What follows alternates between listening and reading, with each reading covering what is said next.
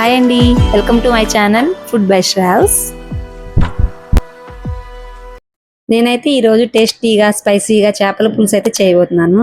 Taste అయితే అద్దరిపోతుందండి. ఒక్కసారి try చేసి చూడండి. ఈ చేపల పులుసు చేయడానికి ముందుగా చేపలు తీసుకొని శుభ్రంగా సాల్ట్ లెమన్ వేసుకొని క్లీన్ చేసుకోవాలి. చూసారా, చూపిస్తున్నట్లు ఇలా శుభ్రంగా క్లీన్ చేసుకోవాలండి. చేప ముక్కల్ని మ్యారినేట్ చేసుకోవడానికి 1 స్పూన్ కారం, 1 స్పూన్ సాల్ట్, కొద్దిగా పసుపు, 1 స్పూన్ ఆయిల్, కొద్దిగా నిమ్మరసం వేసి బాగా మిక్స్ చేసుకోవాలి. ఇలా చూపిస్తున్నట్టు మసాలా పేస్ట్ని చేప ముక్కలకు పట్టించి అరగంట పాటు ఫ్రిడ్జ్లో పెట్టుకోవాలి.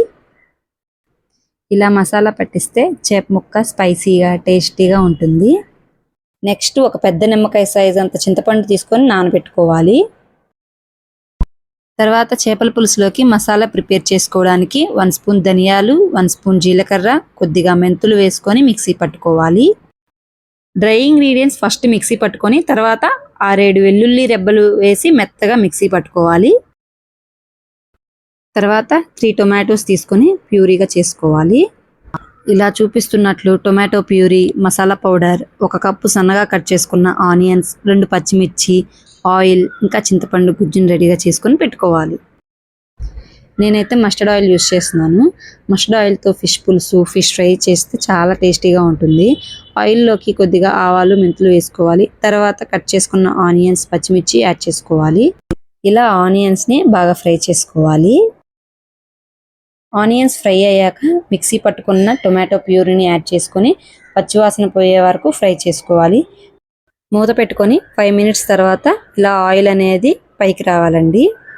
తర్వాత మనం మిక్సీ పట్టుకున్న మసాలా పౌడర్ వేసుకొని ఒక 5 మినిట్స్ ఫ్రై చేసుకోవాలండి.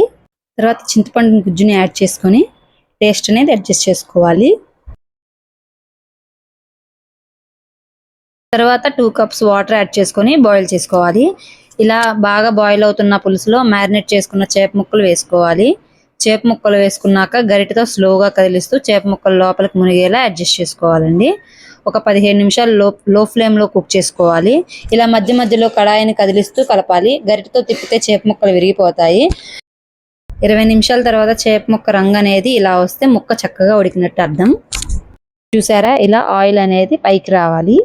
లాస్ట్లో కొద్దిగా కొత్తిమీర వేసుకొని స్టవ్ ఆఫ్ చేసుకొని సర్వ్ చేసుకోవాలి. ఈ చేపల పులుసుని పూర్తిగా చల్లారిన తర్వాత లేకుంటే చేసిన నెక్స్ట్ డే తింటే టేస్ట్ చాలా బాగుంటుందండి. అంతే అండి, కమ్మనైన చేపల పులుసు అయితే రెడీ.